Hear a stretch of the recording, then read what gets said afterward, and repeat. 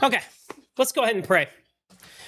Almighty Yahweh, we praise you and thank you for this day. We thank you for the words of that song and using the words from your scripture.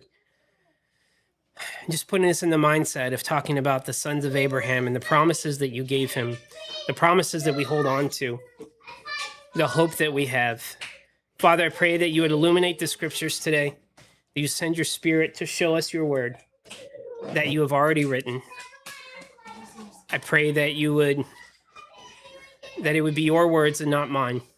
That if there's something in here that's incorrect or something that needs to be changed, Father, would you do that as we go through? Help us to be truthful to your word and to walk in obedience to you. Would you bless our time and our study today in the name of your son, Yeshua, our high priest. Amen. So, last week, we're continuing our look through the Hall of Faith. And last week, we continued to look at Abraham. That was our second week in Abraham. And we looked at how he obeyed. And it talked about that Abraham was wandering. And we talked about his seed and how he was looking for a city whose builder was God. And then we ended the observation that Abraham was an amazing example of seeking first the kingdom and his righteousness. That he fits really well in that hall of faith because of the example that he is. Now, we've talked before about one of the benefits of being in this relaxed home environment is that sometimes we get something wrong. I get something wrong. And we need to go back and revisit it. And we did that with the Essentials Doctrine of Christ back in Hebrews 6. And I wanted to go back and revisit something because I continue to refine it. I continue to have discussions with people this week. And it came to a slightly different understanding. So I actually want to take a look at that word spermati again, real quick. So remember we talked about this word spermati, which was from the word sperma, which is the word seed. And we talked about how this one specific form of that word always seemed to be tied to the land and always seemed to be tied to the blessing that the nations will be blessed. And we went through and we looked through it and we talked about it being the individual. And we talked about, and we went to Paul talking about that it's not two seeds, but two seed, which is Christ. But one of the things really never set well with me, and that's this part, because as we read through it, to Abraham, Yahweh says, I will give this land to your seed. Okay, that could be Christ. I'm good with that. The problem is when we get to Isaac and the father talking to Isaac in Genesis 26, for I will give all this land to you and your offspring. Now I have a problem.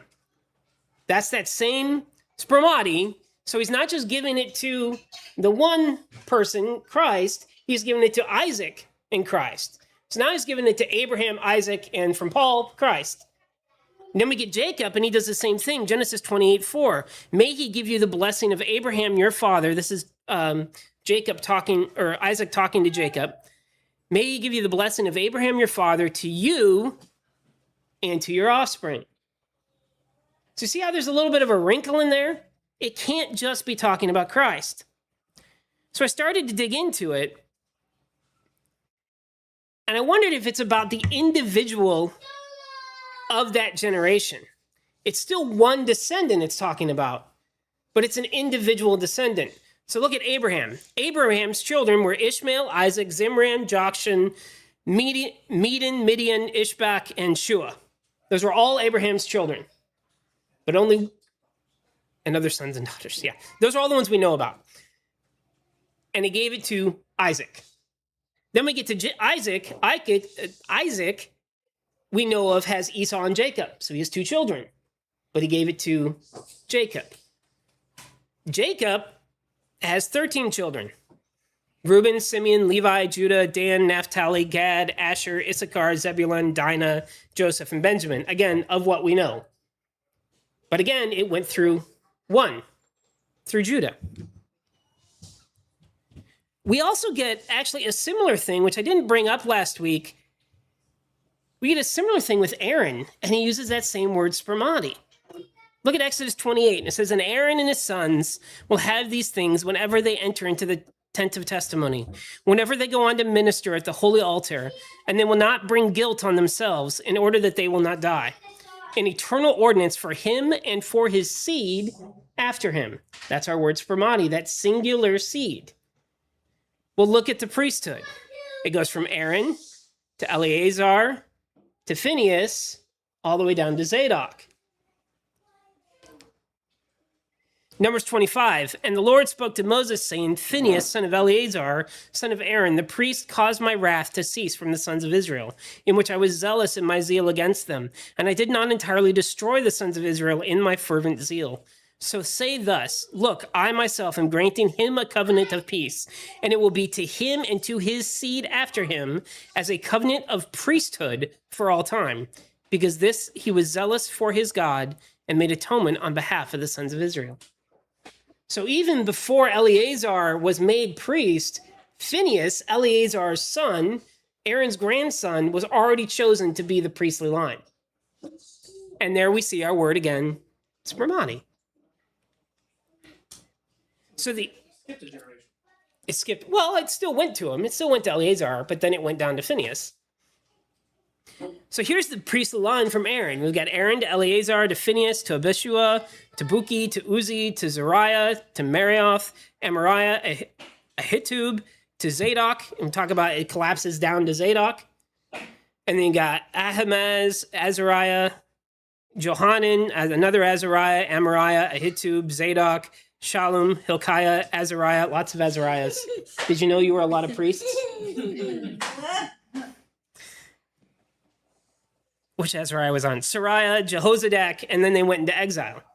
And then when they returned from exile, you had Joshua, Jehoiakim, Eliashib, Jehoiada, Johanan, and then Jaddua. That's all the ones that we know of that we can track through that line. And that's a singular person each time in that generation. So the next generation, it's a singular person. It could be that the covenant is not to all the descendants, but to a specific descendant in each generation, culminating in Yeshua. Because he never dies. And we get that in Matthew 1. The book of the genealogy of Yeshua Christ. Well, I didn't go back through and change the Yeshuas and Yahwehs. I apologize. The son of David, the son of Abraham. Abraham was the father of Isaac. Isaac was the father of Jacob, and Jacob was the father of Judah and his brothers. And Judah was the father of Perez and Zerah and Tamar. And Perez was the father of Hezron, and Hezron the father of Ram. And Ram was the father of Amminadab, and Amminadab was the father of Nahshon. And Nahshon was the father of Salmon, and Salmon was the father of Boaz by Rahab. And Boaz was the father of Obed by Ruth, and Obed was the father of Jesse. And Jesse was the father of David the king. So we know that line, David is part of that prophetic line. We get that it has to come through him. That's why I highlighted him. And David, the father of Solomon, the wife of Uriah, and Solomon, the wife of Rehoboam, and Rehoboam, the father of Abijah, and Abijah, the father of Asa, Asa, the father of Jehoshaphat, Jehoshaphat, the father of Joram, Joram, the father of Uzziah, and Uzziah, the father of Jotham. Jotham was the father of Ahaz, and Ahaz was the father of Hezekiah. Hezekiah was the father of Manasseh. Manasseh was the father of Ammon. Ammon was the father of Josiah. Josiah was the father of Jeconiah, and his brothers at the time of the deportation to Babylon. And after the deportation to Babylon, Jeconiah was the father of Shealtiel, and Shealtiel was the father of Zerubbabel, and Zerubbabel was the father of Abihud, and Abihud was the father of Eliakim, and Eliakim was the father of Azor, and Azor was the father of Zadok, and Zadok was the father of Akim, and Akim was the father of Eliud, and Eliud was the father of Eleazar, and Eleazar was the father of Mathan, Mathan was the father of Jacob, and Jacob was the father of Joseph, the husband of Mary, by whom Yeshua was born, who is called Christ. There is your line of spermati. I would bet that every single generation had multiple kids, but it was through a specific singular seed every generation. That's what I think the spermati means. And the reason why it says not two seeds and two seed is because the line stops there. Yeshua doesn't have any children. So the line stops there. That's why, again, that we need to be co-heirs with Christ. the buck stops here. Because he's also the one through whom Israel receives the eternal inheritance anyway. Right. It's through one man, not through many men, pretty much. Samson agrees.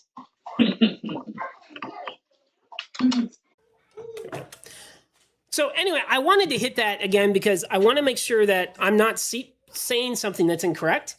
And as we learn and as we refine, we're going to change things. And I'm open to that. I'm open to being corrected. I'm open to the text correcting what we teach so that we make sure we don't teach something false. So thank you for indulging me. I wanted to go back through that. So the spermati isn't specifically just Christ, but it is that single, it seems to be that single individual in each generation that it goes down. That's why it's singular. All right.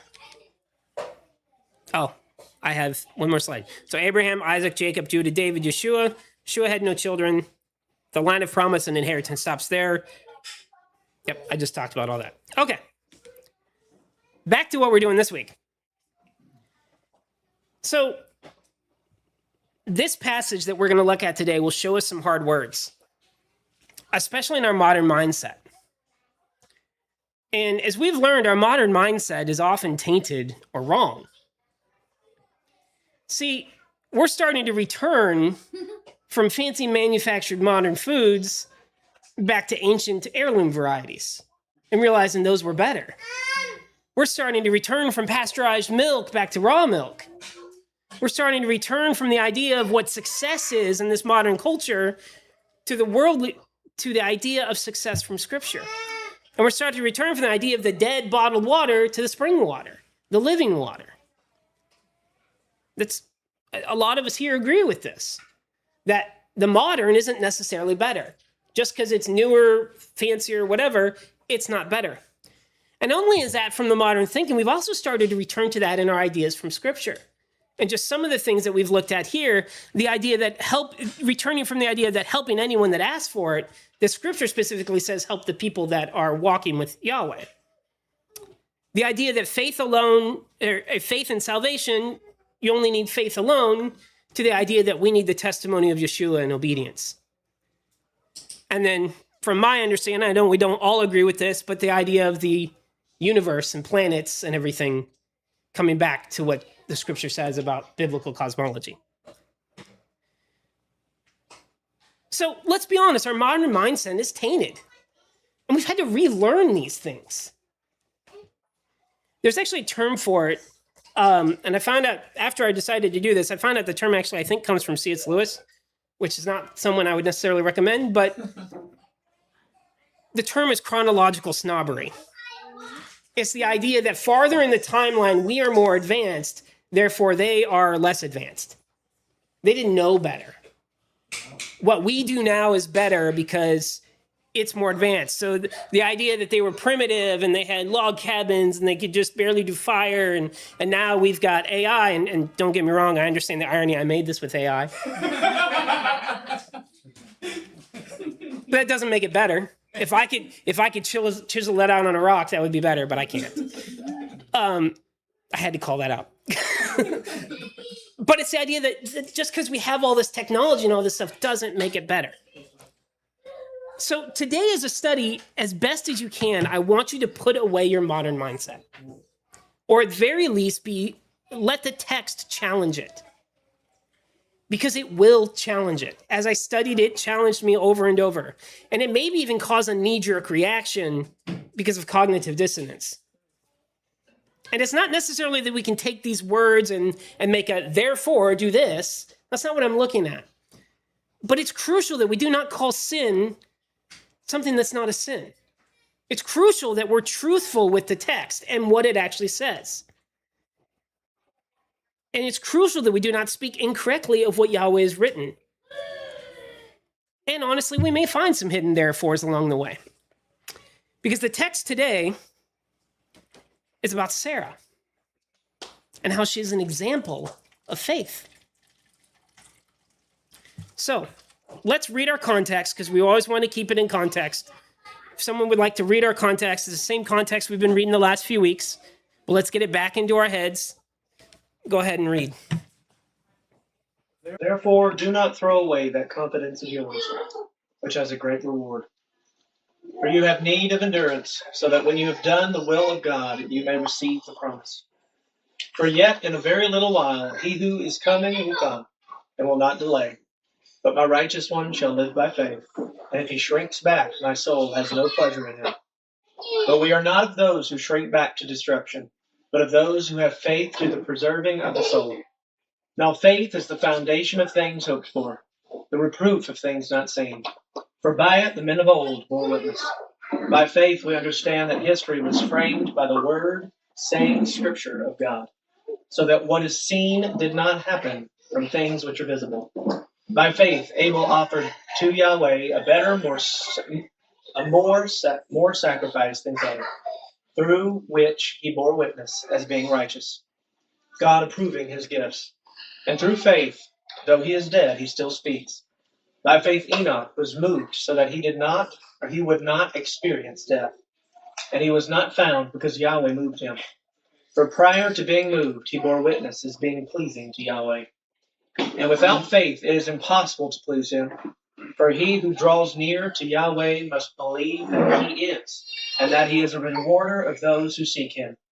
By faith Noah, being warned about things not yet seen, in reverence prepared an ark for the salvation of his household, by which he condemned the world, and became an heir of the righteousness which is according to faith. By faith Abraham, when he was called, obeyed by going out to a place which he was to receive for an inheritance, and he went out not knowing where he was going. By faith he sojourned in the land of promise, as in the foreign land, dwelling in tents with Isaac and Jacob, fellow heirs of the same promise. For he was looking for the city which has foundations, whose architect and builder is God. For faith, by faith, even Sarah herself received ability to conceive, even beyond the proper time of life, since she regarded him faithful who had promised. Therefore, there were born even of one man, and him as good as dead at that, as many as the stars of heaven in number, and innumerable as the sand which is by the seashore. All these died in faith, without receiving the promises, but having seen them, and having welcomed them from a distance, and having confessed that they were strangers and exiles on the earth. For those who say such things make it clear that they are seeking a country of their own. And indeed, if they had been remembering that country from which they went out, they would have had opportunity to return. But now they aspire to a better country, that is, a heavenly one. Therefore God is not ashamed to be called their God, for he prepared a city for them. By faith Abraham, when he was tested, offered up Isaac, and he who had received the promises was offering up his only son, to whom it was said, "In Isaac your seed shall be called." He considered that God is able to raise up even from the dead, from which, figuratively speaking, he also received him back. Thank you very much. All right, so that is our context. Remember, we always want to keep what we teach and what we study in context. We talked about that last time. If we take the prophecies out of context, we can do a lot of dangerous things with them. So let's look at our verses for today. 2 verses. By faith, even Sarah herself received ability to conceive, even beyond the proper time of life, since she regarded him faithful who had promised.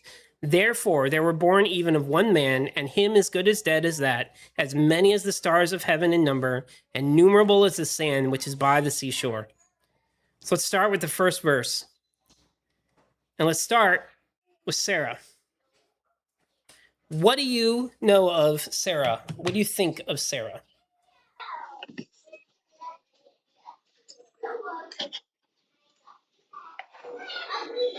Old lady. Old lady. She is. She was. I mean, I don't really like Sarah. Okay. I don't like her. I feel like she used another woman, and then after that woman conceived, she abused her, and that makes it, for me, I really find it hard to hold her in high esteem. Okay. I think that's what we've been taught in the modern church. Mm-hmm. Right. To always hate Sarah.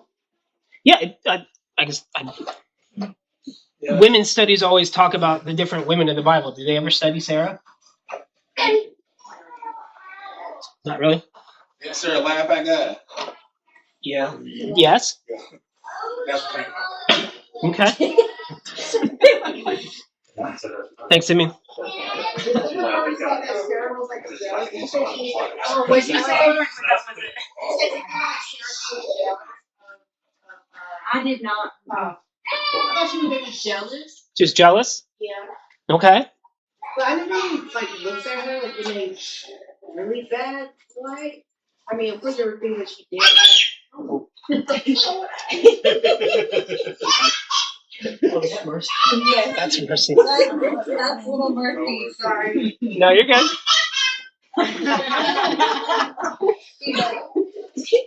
I think she let her jealousy kind of invest Okay. in her want to be more of a child. Like that's just kind of like went crazy. You know, like, hey, get this girl pregnant so we can have a child, and then she just couldn't wait to that. But I'm guessing we're all wrong because she's in the Hall of Fame. That's what we're going to look at today. Samson is too. He made mistakes. Yep. All right. So obviously the opinion usually is not so good. Do we consider a good, righteous woman? Not usually. We think, oh, well, maybe she's righteous, but she made some big mistakes. Seems to be. Do you consider a good mother? Isaac's alive, right? Isaac's alive. Probably That's our not. standard. That's your standard. Do you consider her a good wife? He cried when she passed, so So I want you to it's very high today. Wow. Yeah. Hey, I'm raising it from what So- we said a second ago. I want to keep this in context. This is why we're gonna dig into Sarah today. Because remember what our verse just said. By faith, even Sarah herself received ability to conceive. You got to keep that in the back of your mind. Is this Go ahead, Ann. Well, I was just gonna say, I think it says that Hagar started to dislike Sarah, and this is just my guess, but that once she's pregnant, she wants the baby. She doesn't want to give up the baby to somebody else. And so she kind of is resentful towards Sarah. And Sarah, I mean, we don't understand the culture of the fact that you could just have a baby through somebody else and then take the baby. Sarah's like, why does she need me? Like, what's the problem here? Because the culture was just different than what we can understand.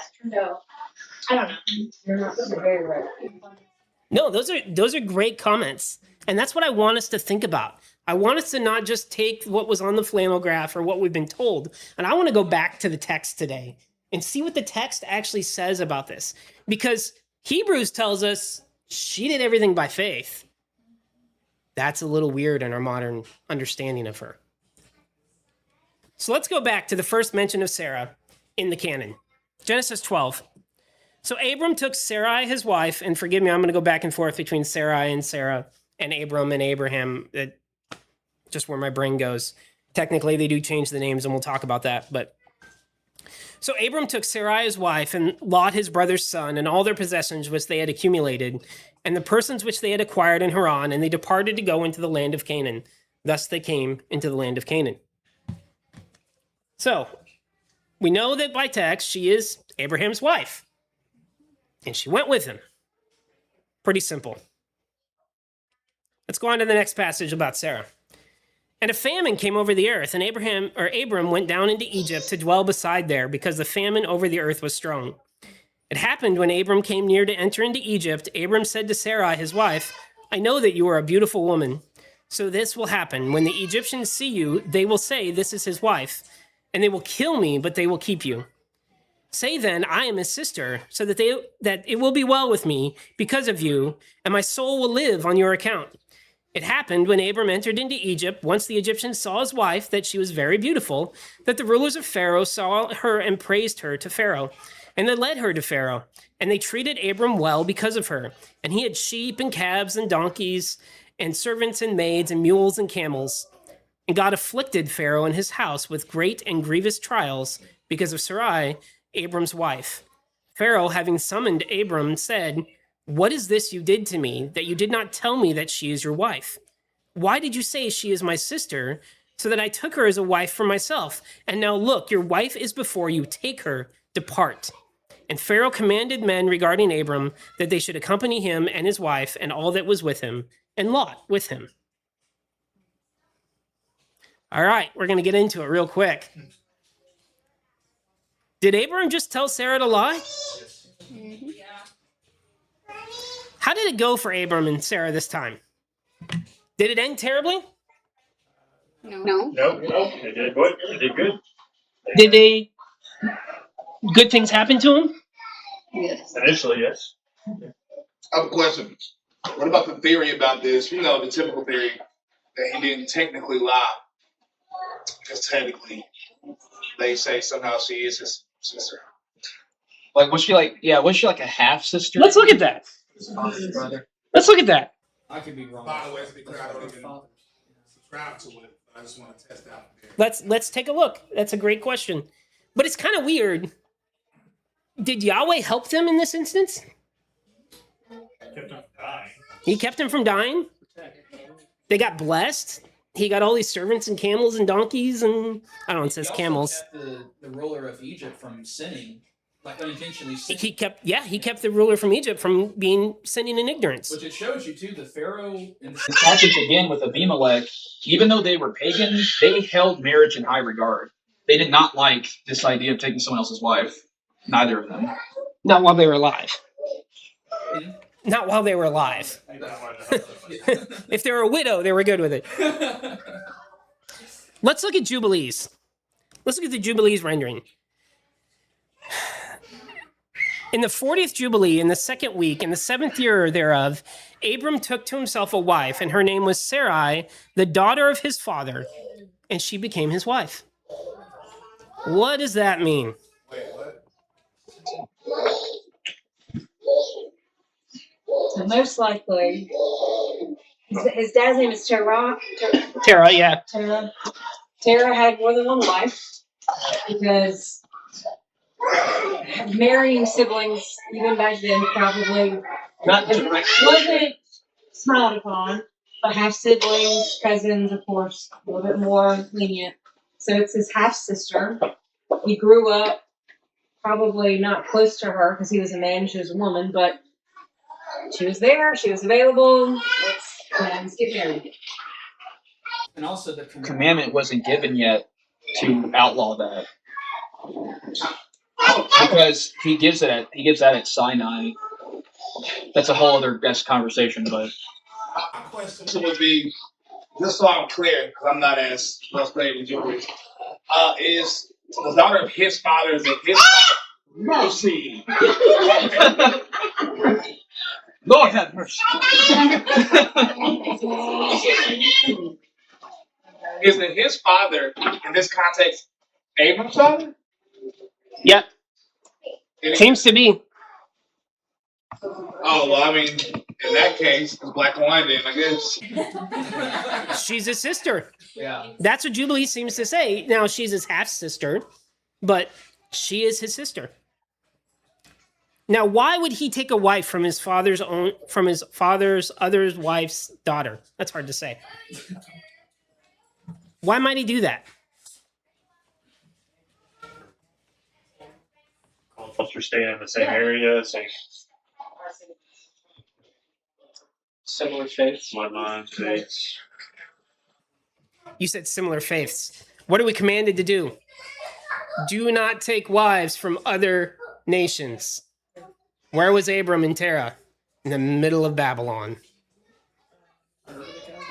They were in the Ur of Chaldees. They're right in the land of Shinar. They're smack dab in the middle of it. So, could it be that he took his half sister as wife because No other option. there was no other options? Stay faithful, stay. I'm sorry, I do have another question. My other question, though, is the response, though, by them believing that that was Abraham's sister. The response is, why did you tell me this was her wife? Because it seemed like they thought it wasn't his sister. You know what I'm saying?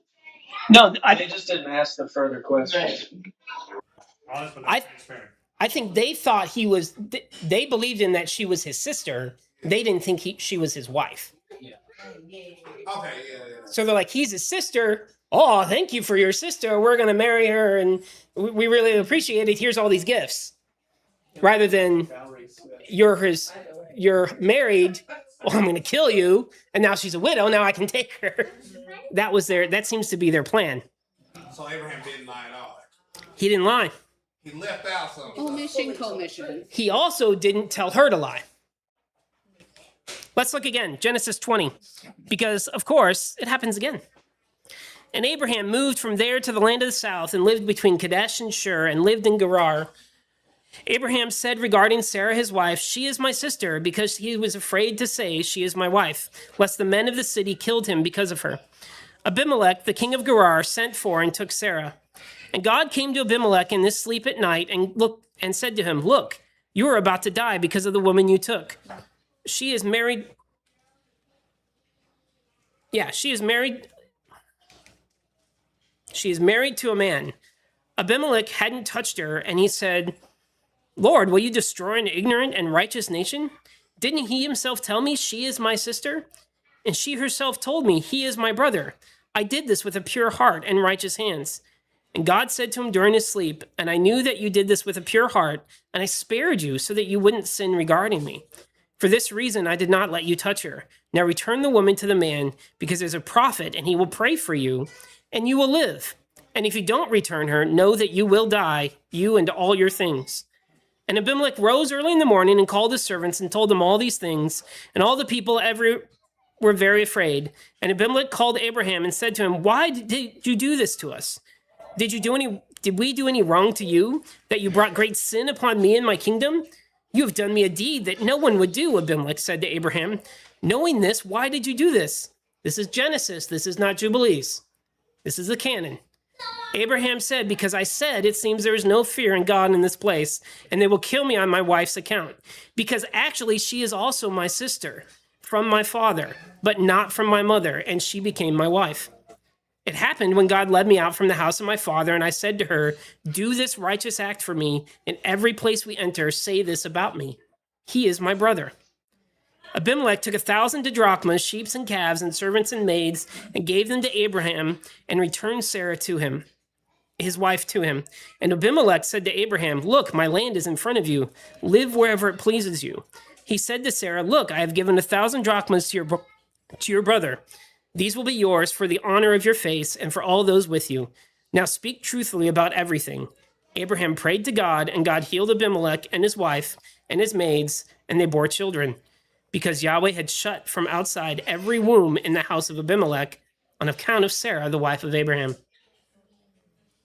Guys, this is why I said we got to look at the text, because our modern mindset doesn't comprehend this. It happens again. But we get more info. We get info that she is his actual sister. Abraham himself says it. Jubilees corroborates it. But we also see clear evidence that she obeyed Abraham. He says, "Do this righteous thing for me." Tell them this. So Abraham is not lying to say that she is his sister. He even says, "Do this righteous thing for me." Why would he say, "Do this righteous thing for me"? Saying that it's righteous seems hard to understand and comprehend. Because that's being righteous and not being fully clear with it, all the information. How is that righteous? The chat says Abraham knew they would kill him and take Sarah. At least that's what Abraham believed, but he told a half-truth to mislead Pharaoh, which is still not right. Again, this is not, I don't want to take today and take these scriptures and go, therefore you get to lie. This isn't therefore, but I want to be truthful with it. We can't look at it and go, man, Abraham's a terrible guy. because the text doesn't seem to paint him that way. Yeah, I was going to ask, does God ever Say that what Abraham did was wrong, but it doesn't seem like it at all. It seems like they were blessed. Absolutely. I would still say that you always have to have the intent. The only reason he felt like he could say that to her is because the intent relationship is deep. But there's plenty of times in our church where it doesn't really point out God's like that. I think that was up for the reader to understand it. So, and just because Abraham is saying, do this righteous thing, I mean, it's like, hey, do this good thing for me.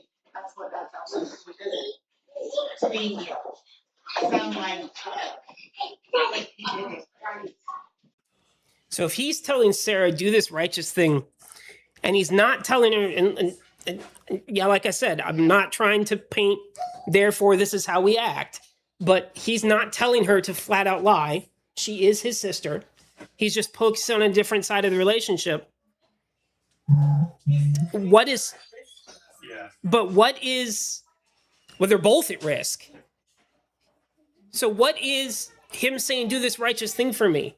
What is righteous for her to do? What did we study about? What is wives supposed to do to their husbands? Obey. So he says, do this righteous thing for me. Tell them. She obeyed. Yeah. That's righteous.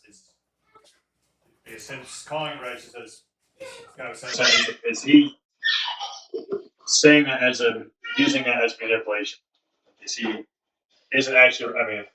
it truly righteous, or is he just saying it so she will do it and follow?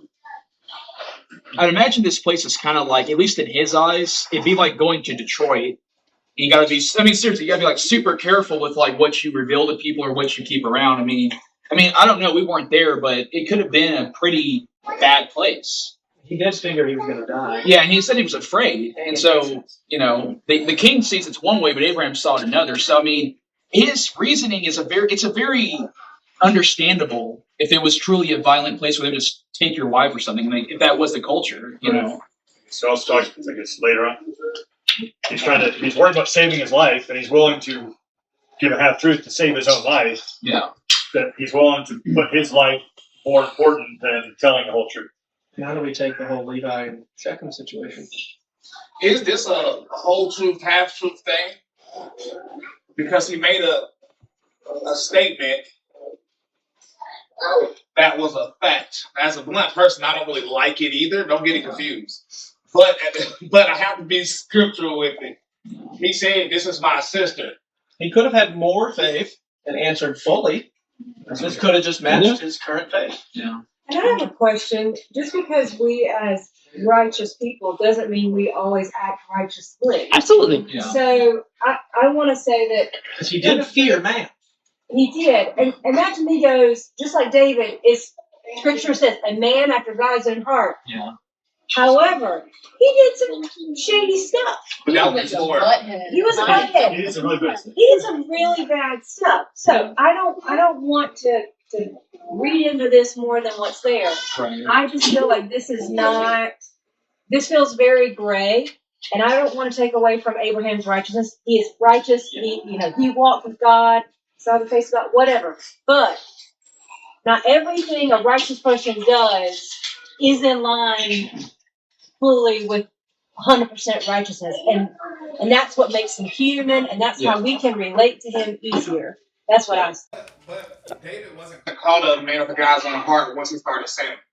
That's true. It never happened. He He did was miss a man of that. the guy's own heart when he was actually righteous. Also, in this one, I would agree if they weren't blessed for exactly what they just did. So they weren't. So they were blessed for these specific actions, and Sarah is in the Hall of Faith because of this specific. They actually said that. Yahweh calls him a prophet. So this isn't going to be the only one we do this on today, guys. Strap it in. I don't fully know how to take it. Like I said, I'm not giving you a therefore this is what you do. But what I cannot say is that the father condemns the action, because we don't see that in the text. Now, I can't necessarily say the father condones the action, because we don't see that in the text. He doesn't say, "Good job, Abraham, you did great." But we don't see him say, you fail you need to be rebuked. Yeah, I think this goes to show that God is merciful, and He really is our Father. That like certain things like this, it's not like He committed adultery or murdered somebody like with David, because in that case, God did rebuke David. Oh, yeah. for that. This is like I think God understood. Okay, I understand why He did that. And He just, we're kids in His eyes, no matter how old we get. So, But didn't God approve of it by giving him blessings for it? Honestly, that's how it reads to me.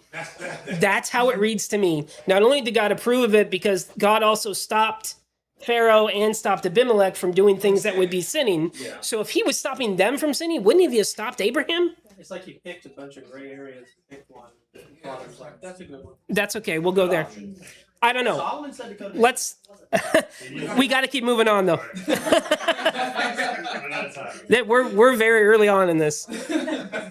I do want to tell you though that it wasn't. We get an indication that it wasn't an irrational fear. It's not just Abraham walked into the land and goes, oh, I don't know what's going to happen. No, we actually get an indication, especially in the testament of Levi. Look at this passage. But I saw the sentence of God was for evil upon Shechem, as they sought to do to Sarah and Rebekah as they had done to Dinah our sister. But Yahweh prevented them, and they persecuted Abraham our father when he was a stranger, and they vexed his flocks when they were big with young. And Eblan, who was born in his house, they most shamefully handled. And thus they did to all strangers, taking away their wives by force, and they banished them. But the wrath of Yahweh came upon them to the uttermost. Look at this. Thus they did to all strangers, taking away their wives by force. This is what the nations did. This wasn't an irrational fear of Abraham's. This is literally what happens all the time, everywhere. It seems to me there was a precedence for this. Thus they did to all strangers, taking away their wives by force. It makes me think of Sodom and Gomorrah. Remember when the angels come into Sodom and Gomorrah, and what did they say? Give them to us so we can have our way with them. That seemed to be what the nations did. that's why I said Detroit. Hey, I'm not going to comment. I've not been there in a long time. And I want you to look back carefully at how Abimelech responded. What did Abimelech say? In his dream with God, or after that? Initially, he was saying, "I didn't do it. Like I haven't touched her. I didn't do anything. I didn't know." He was saying, "I'm innocent. I Right. was told this. I was doing fine." But look at his response. He was there a long time, and looking through the window, Abimelech saw, oh, this is with Isaac. Sorry. This is with Isaac. So Isaac did the same thing. He learned from his father. Could be he learned a wise thing from his father. So Isaac settled in Gerar. The men of the place all asked about Rebekah, his wife. And he said, she is my sister. For he was afraid to say, she is my wife. Otherwise, the men of the place kill him for Rebekah because she was beautiful in appearance.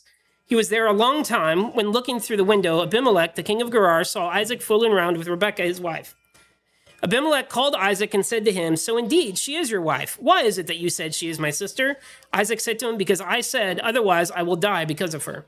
And Abimelech said to him, why did you do this to us? One of my family almost slept with your wife, and you brought a mistake of ignorance upon us. Abimelech ordered all his people, saying, anyone who touches this person or his wife will be subject to death. Look what he says. Does Abimelech say, no, you foolish man, we wouldn't do that? No, that's not what he says. Does he give a decree for no one to take anyone else's wives? No. It says this one. You don't get to touch this one. Is that the same Abimelech in Genesis 20? That's what I was wondering. It's like, when you say Isaac, you look a little familiar. I came across someone That who looked seems like to be the same Abimelech. Which one is it? Is it Amalek or Abimelech? That actually just means king, like a title. It's not actual. Amalek might. Yeah. Is it Amalekite? Abimelech just means my father is king. Yeah. Okay, so maybe it's just the king. Yeah, So it could have been his son that has the same. This one, and then this one, and this one. Maybe. Yeah. But see how it's not an irrational fear? It's exactly what was going to happen.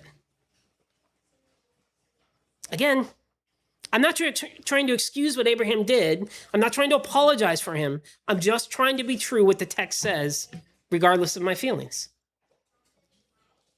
I'm sorry. The more I read, you know me, I'm like, hold on. We might have to take some stuff offline. Abimelech, though, he has a point right here. Where it says, why did you do this to us? One of my family almost slept with your wife, and you brought a mistake of ignorance upon us. But then at the same time, what they're attempting to do is a sin regardless. Okay, never mind. I have no question. Yeah, sin regardless. It didn't say where my family tried. Well, because it would not be a sin for them to take a wife of a widow. Yeah, correct. So that would be, if they didn't know they were a widow, that would be a sin of ignorance. Or if they didn't know she was married, that would be a sin of ignorance. Yes, killing Isaac to take their wife would be a sin. Yeah, it's a little silly in that sense, but see what I mean? It's different when we look at the text. We can't say some of the things that we might have said. Like I said, this isn't the end. Let's talk about Hagar. Sarah, the wife of Abram, had not borne children for him. She had an Egyptian maid whose name was Hagar. Sarai said to Abram, "Look, Yahweh has prevented me from bearing children. Go in therefore to my maids, that you have children from her." Abram listened to her voice, and Sarah, the wife of Abraham, took Hagar, and the Egyptian, her maid, after Abram had dwelt 10 years in the land of Canaan. She gave her to Abram, her husband, as a wife for him. And he went into Hagar, and she conceived, and she saw that she was pregnant, and her mistress was dishonored before her. Sarai said to Abram, "I am being wronged by you. I have given my maid into your bosom, but when she saw that she was pregnant, I was dishonored before her. May God judge between me and you." And Abram said to Sarai, "Look, your maid is before you. You may use her however is pleasing to you." And Sarah mistreated her, and she fled from her presence. Whoop. So, here we go. What did Sarah... So we have Sarah giving Hagar to Abram. Why don't I have any of this in my notes? Is this later? Let me make sure I'm not...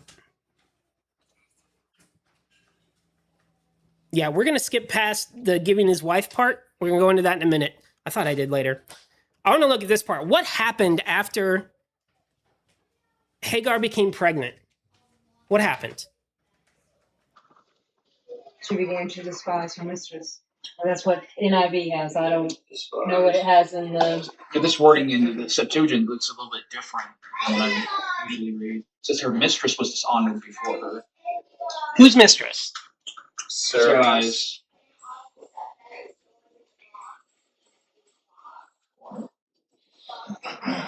But who was dishonored? Hagar was dishonored? Sarah said to Abram, I was dishonored. Sarai is dishonored. Do you think that's maybe she was good for the baby? I don't know. Maybe. What was that? She wouldn't give her the baby? She said, yeah. Maybe. He says contempt. I'll look up there. Does it explain what the contempt is or what the dishonor is? Specifically? It does give us a little more detail in Jubilees, and we'll go there in just a minute. But the word here used here, so what happened? What did Sarah do after she was dishonored? What happened? Sarah went to who? Abram. Abram. What did Abram say? Do what you want. Yeah. She's your servant. Then what did Sarah do? She mistreated her. Did what she wanted. This word mistreated is actually the word afflicted. Is it because Sarah was a terrible woman?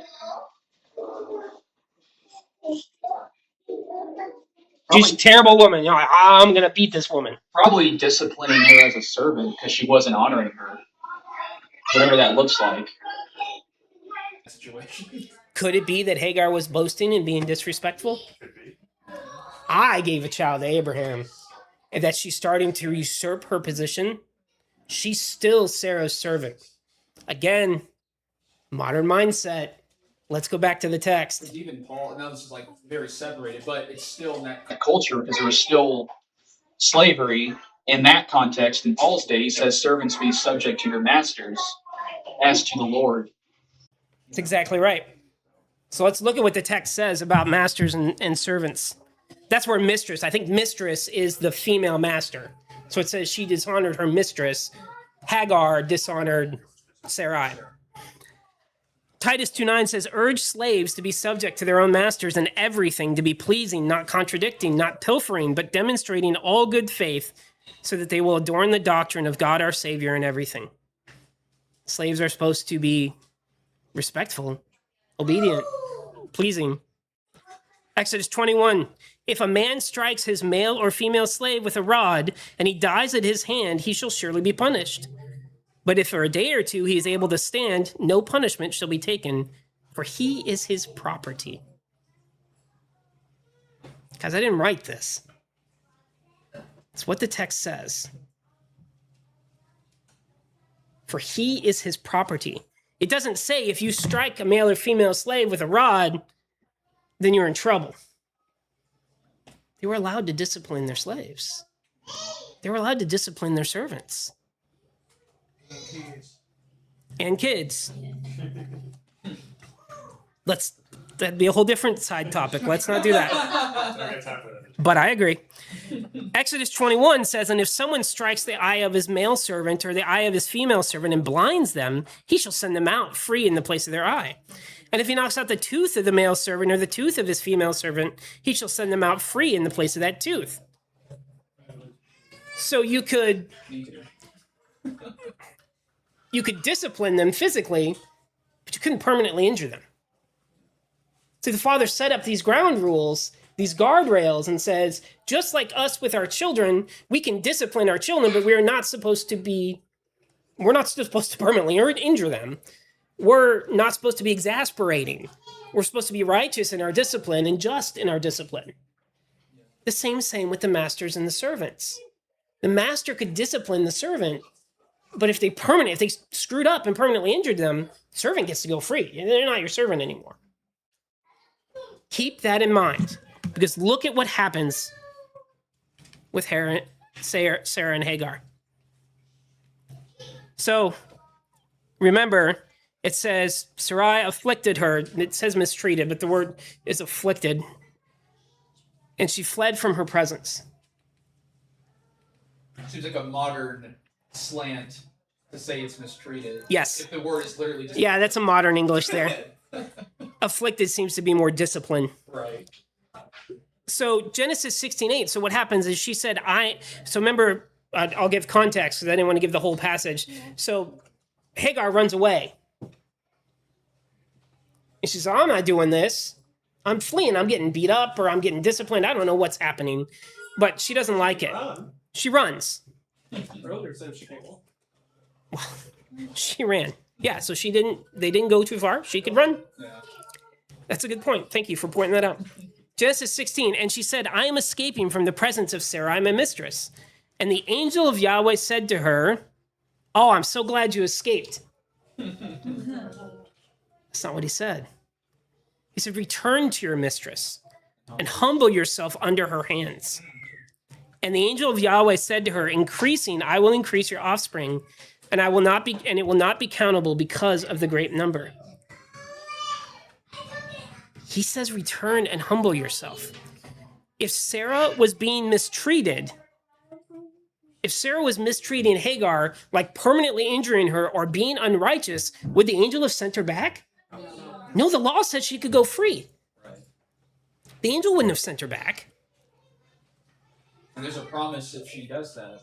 That's right, there is a promise. The angel of Yahweh would not be telling her something that was against Yahweh's law. And in our mindset, we miss the obedience and the promise. He says, return to your mistress and humble yourself. I will increase your offspring. I get it. It's hard. It's almost a merciful thing going, I get it. It's hard to be under her right now. But it's not wrong. Go back and I will bless you. Matter of fact, that implies that Hagar was wrong. Because he said, humble yourself. Correct. Yeah. That seems to tie into the dishonor, doesn't it? The pride and or boasting. See what I mean when we look at the text? We see Sarah as this terrible woman who got jealous and started taking it out of her on her servant. And her servant fled, but the father's like, no, I need you to go back, even though it's wrong and it's bad. Hagar becomes the faithful and good. And Hagar becomes the good one. Yep. See how it gets twisted? Let's keep looking. As they do the other stuff. Jubilee's account of it. And on that day we made a covenant with Abram. Remember the we is the angels.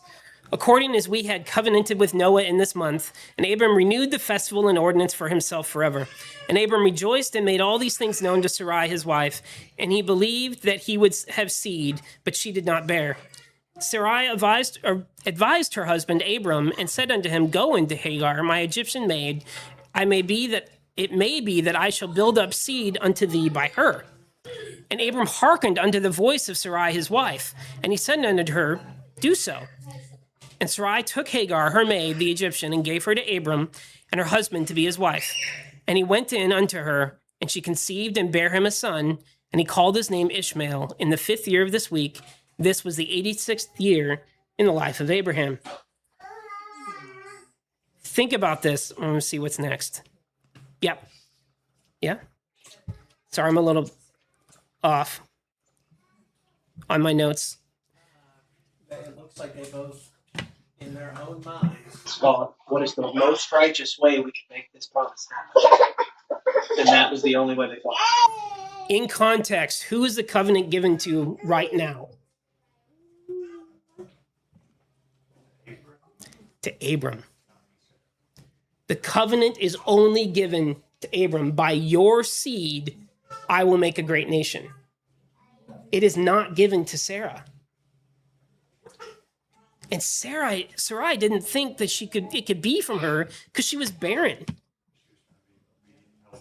She was being as righteous as she understood. Do you see that?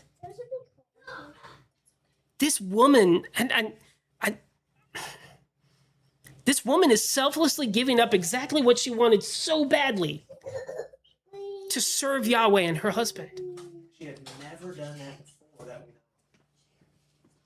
we know. Never done what? Given it was just her and Abraham. She had Yeah. never had a secondary No. situation. And this was not an unknown or wrong practice at the time.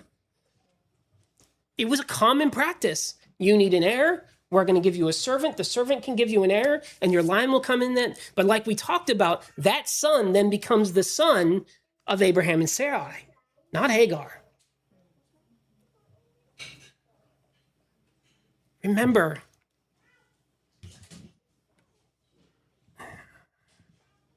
wait, is this what I want? Am I skipping ahead? Yeah, I'm skipping ahead. Remember, by faith, Sarah received the ability to conceive. See, again, we look at Sarah and go, well, I don't really trust the father. We're going to make it work my way. But that's not how the text portrays it. Not a surrogate. For comfort. And what's the very next thing that happens? Look at Jubilees 14. Oh, no, that's what this was. Know of surety that thy seed shall be a stranger in the land that is not theirs, and they shall bring them into bondage and afflict them 400 years. And the nation also to whom they will be in bondage I will judge. And after that they shall come forth thence much substance. This was showing that, sorry, this was the verse I was looking at. This was showing that it's only to Abram right now. The covenant is only to Abram. The Yahweh said, I will give you a seed from Abram. Look what happens in Jubilees 15. And in the 5th year, the 4th week of this Jubilee, in the 3rd month, in the middle of the month, Abram, you can do the math if you want. Abram celebrated the feast of the first fruits of the grain harvest. And he offered new offerings on the altar and the first fruits of the produce unto Yahweh. A heifer and a goat and a sheep on the altar as a burnt sacrifice unto Yahweh. Their fruit offerings and their drink offerings he offered upon the altar with frankincense. And Yahweh appeared to Abram and said to him, I am God Almighty. Approve thyself before me, and thou perfect. And I will make my covenant, thank you, son, between me and thee, and I will multiply thee exceedingly. And Abram fell on his face, and God talked with him, and said, Behold, my obedience is with thee. And thou shalt be the father of many nations. Neither shall thy name any more be called Abram, but thy name from henceforth, even forever, shall be Abraham. For the father of many nations I have made thee. And I will make thee very great, and I will make thee into nations. And kings shall come forth from thee. And I shall establish my covenant between me and thee and thy seed after thee throughout their generations, for an eternal covenant, so that I may be a God unto thee, and to thy seed after thee. And I will give to thee and to thy seed after thee the land where thou hast been a sojourner, the land of Canaan, and thou mayst possess it forever, and I will be their God. And Yahweh said unto Abraham, As for thee, do thou keep thou covenant, and thy seed after thee, and circumcise ye every male among you, and circumcise your foreskins, and it shall be a token of an eternal covenant between me and you. 5th year of the 4th week. You know how Jubilees likes to give the dates. This is 21 years later. So they gave Hagar to Abram, and they had Ishmael. And 21 years later, the father comes back and says, You've been very obedient. See how it paints it a different picture? And he gives him the idea of the circumcision. Again, Yahweh says he will make a covenant with Abram between him and his seed, and that he will be a father of many nations. And then he gives them the covenant of circumcision. I want to pause here. How old is Abraham? He's close to 100, if not over 100, right? 99. He's around 100. It was 84 in the last one. He was 86, I think it said. According to Genesis, when did Abraham start walking with Yahweh? When did Abram start walking with Yahweh according to Genesis? 75. Good job. Genesis 12:4. And Abram went just as Yahweh told him, and Lot left with him. Abram was now 75 years old when he left Haran. So 75, if he's around 100, how many years do we have? Simple math. 25. 25 years he's been walking with Yahweh according to Genesis. How about Jubilees? Do you remember when he started walking with Yahweh in Jubilees?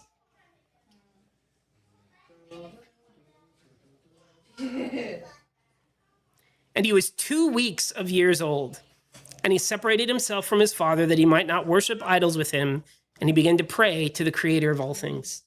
He was 14. Now, that means, according to Genesis, he's been walking with Yahweh over 20 years. According to Jubilees, at this point, he's been walking with Yahweh over 80 years. And what is the thing that the Father just gave him? The covenant of circumcision. All these years before being circumcised. All these years. This right here is the biggest defense against the circumcision party. Because the circumcision party that Paul deals with and Acts deals with say that you cannot be in faith with Yahweh unless you are circumcised. That is the beginning of your salvation. The beginning of your walk with him is getting circumcised. Was Abraham righteous through all these times? Many times he's labeled righteous. It even says it counted to him as righteousness. All before being circumcised. I had to take that side step because it's used all the time. And I want you to be well equipped to defend against it. Because that's what the circumcision party did. In Galatians and Ephesians and Acts and Romans, they traveled around to Paul and tried to tell people, stop following Paul, you need to be circumcised. Now, Still has Romans 4. What Paul literally says, was Abraham declared righteous while he was circumcised or before he was circumcised? Yeah. and it was before. Still not sure that verifying that, but we won't go there. Yeah, I don't want to be that doorman. I know. So, by faith, even Sarah herself received ability to conceive. So let me ask the hard question. Could she be giving Hagar to Abraham in faith?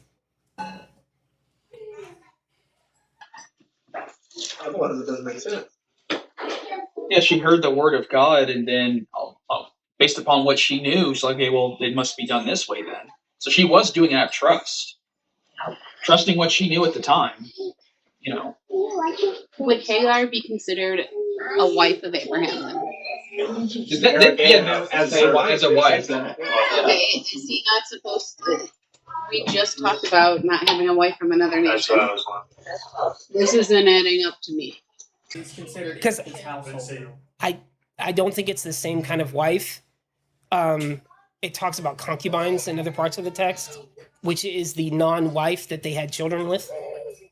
They were the concubines. I forget who was born. Someone was born of a concubine. Someone prominent in the text. One of the patriarchs wasn't it? Because Rachel. Well, yeah. No. Rachel, Rebecca, one of the. I mixed those two up, but one of them used her own maids to conceive at first before she could even conceive Both of herself. them. Well, yeah. Many of the patriarchs were born. Rachel? Thank you. David's. Both of them. Yeah, Leah did, I think, like once or. And what'd you say? They both had a maid. They gave. Leah and Rachel. Yeah, Bill has Zilpah. Yes. Yeah, only 2 or 3 of the sons actually came from. Two and then Rachel. Yeah, Leah and Rachel. So it's okay to have a secondary wife from another nation, but your primary wife has to be from the same nation. Well, we don't know if Hagar was. It says she was Egyptian, but we don't know if she was following. She could have been following the faith, at which point she wouldn't be from another nation. It seems Well, like, the angel- they had been at least Traveling, 20 years. It said they took all with them. Yeah. So I have this tidbit in my Bible because I like to read like you. And in Joshua 15, it is Pharaoh's daughter by a concubine given to Sarah when they were there, and there was the whole like, is she Abraham's wife? Is she the sister? And so part of her, I don't want to say dowry, but part of her gift was Hagar, and she was Pharaoh's daughter by a concubine. So she was kind of I don't want to say well-to-do, but she lived nice being Pharaoh's daughter. So I think it was not a wife, but definitely like maybe a handmaid. I don't know, like. I think it uses the term handmaid Okay. a couple times. Yeah. Yeah, she wasn't just like a random house servant. No. She was like Sarah's right-hand Yes. person. What do we got?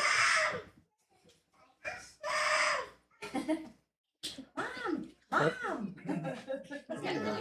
Yes, Mom. So, all right. So it kind of seems like he could have given Hagar. She could have given Hagar to Abraham in faith. Has the covenant said anything about Sarah so far? No, we've not read anything about the covenant to Sarah. Does she or Abraham get rebuked from Yahweh for not being faithful? Again, that's not a saying they just didn't do it, but we do not see a direct rebuke. Gotta be consistent. I didn't see a review. So, What is the angel? Maybe here. Never mind. It may be this very passage. okay, I was going to ask, when does the angel specify that it will come from her body? Yes. right here. And I mean, Sarai does give up in 16:2. Sarai gives Yah credit as the Lord has kept me from having children. Like she is crediting him with stopping this, which I don't know if y'all ever had to do that, but when God does shut a door, in your brain we even have this phrase: when God shuts a door, He opens a window. So that is what's that? He's given me the servant that I He's can giving me give the to you. servant. Go sleep with my slave. Perhaps I can build a family through her. So, I mean, And she even says that I can give you a son through her. yes. So she still sees it as her son. Yes. It's just through her handmaid because that was I think what they did. We have a hard time understanding is Property, just because we don't live in that world. And the authority that you have over those things. Yeah, it's definitely again, like I said, it's hard to understand with our modern mindset. So let's look at the next verse, the next passage for Sarai here. And God said to Abraham, as for Sarai, your wife, this is literally immediately after I cut out more of the circumcision and the covenant and all that stuff. But immediately the next passage, it says, God said to Abraham, as for Sarah, your wife, her name will be called not Sarai, but her name will be called Sarah. I will bless her, and I will give you a child from her. And I will bless him, and he will give rise to nations. And there will be kings of nations from him. And Abraham fell on his face and laughed and said in his mind, saying, will a son really be born to someone 100 years old? And how will Sarah, who is 90 years old, give birth? And Abraham said to God, let this be Ishmael live before you. I didn't say that right. Let this Ishmael live before you. God said to Abraham, yes, look, Sarah your wife will bring forth a son for you, and you shall call his name Isaac, and I will set up my covenant with him as an ongoing covenant and for his offspring after him. Regarding Ishmael, look, I have listened to you, and I have blessed him, and I will make him increase, and I will multiply him very much. He will bring forth 12 nations, and I will make him into a great nation. But I will establish my covenant with Isaac, whom Sarah will bring forth for you at this time, in another full year. He finished speaking to him, and God went up from Abraham. So, notice, did I put the slide up again? No. Notice what happens with Abraham. What's his response when he said that the child will come from Sarah?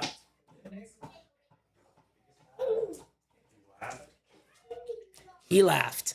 After falling on his face. He was rolling on the floor laughing? No. He sees the presence of God and gets scared and then laughs because it seems so ridiculous. It did seem ridiculous, yeah. And he laid down because he was scared. But we always talk about Sarah. Sarah laughed. She mocked God. So did Abraham. That's just what the text says. And just in case you're wondering, it says it in the Masoretic too. It's not just the Septuagint. It's always said it. All the time we've ever read it. If we've read it as kids, read it as adults, it's said that Abraham laughed. So. I did just catch something different in the Septuagint than almost every other translation. In 16 there, it says there will be kings of nations from him. Yeah. Almost every other translation says from her. Interesting. Which I guess the him is saying of her son. Right. But yeah, but I just checked every other because NIV says her, ESV says her. So it's probably the Greek word autos, which can be him, her, it. It's using a previous reference is what right. Yeah. Of that, and it's just what are you referencing? Yeah, and that doesn't seem wrong either. I'd be okay with it being from her. That's a good point. But notice he laughed. But now we have... let's look at the Jubilees version. And God said unto Abraham, as for Sarai their wife, their name shall no longer be called Sarai, but Sarah shall be her name. And I will bless her and give thee a son by her, and I will bless him, and he shall become a nation. And kings of nations shall proceed from him. And Abraham fell on his face and rejoiced, and said in his heart, shall a son be born to him that is 100 years old? And shall Sarah, who is 90 years old, bring forth? And Abraham said unto God, oh, that Ishmael might live before thee. And God said, yea, and Sarah also shall bear thee a son, and thou shalt call his name Isaac, and I will establish my covenant with him, an everlasting covenant, and for his seed after him. And as for Ishmael also have I heard thee. And behold, I will bless him, and make him great, and multiply him exceedingly. And he shall begat 12 princes, and I will make him a great nation. But my covenant I will establish with Isaac, with Sarah, whom Sarah shall bear to thee in these days, in the next year. And he left off speaking with him, and God went up from Abraham. So now we have Sarah fully named in the part of the covenant. Now, if Sarah had given Hagar to Abraham, I absolutely would say she is not trusting in faith. Because she's clearly named multiple times from her, child from her. Like the father is making it real clear. He's reiterating it over and over. So now the heir and the seed will come both from Sarah and Abraham. And I think this is why he changes her name to Sarah. This time it does sound like he's laughing out of joy, not of... He's laughing out of joy. Yeah. That's interesting. He's so overjoyed that he's falling over, praising the God, praising the Father, laughing. An actual laugh rather than In a mock. Yeah. Isaac means he laughs. I do wonder if God is God telling him to do anything, he laughs. Is he saying that because God is laughing, or because Abraham laughed? Who's the one that's? Well, actually, I think it explains it later. Not like a scoff, but an actual. Yeah, it explains it later in Genesis, I think. Yep. But so we have this idea that her name is Sarai, which means my princess. And he changes her name to Sarah, which means princess. So we get this idea at the beginning, she's Abraham's princess, my princess. Then it becomes a princess of nations. She would no longer be associated with only one man or one household. She would become a princess and mother connected with nations and kings. That's why he changed her name. And we see that in Isaiah 51. Listen to me, you who pursue what is righteous and seek Yahweh. Look to the solid rock that you have hewed and to the hole of the pit that you have dug. Look to Abraham, your father, and to Sarah, who was in labor with you, because he was one, and I called him and blessed him and loved him. See how she gets added in? Just as symbolically Abraham is the father of the nations, so too Sarah is the mother of the nations. In Romans 4, for this reason it is by faith, in order that it may be according to grace, that the promise will be guaranteed to all the seed, not only to those who are of the law, but also to those who are of the faith of Abraham, who is the father of us all. As it is written, a father of many nations I have made you, in the presence of him whom he believed, even God who gives life to the dead and calls into being that which does not exist. In hope against hope, he believes so that he might become a father of many nations according to that which has been spoken. So shall your seed be.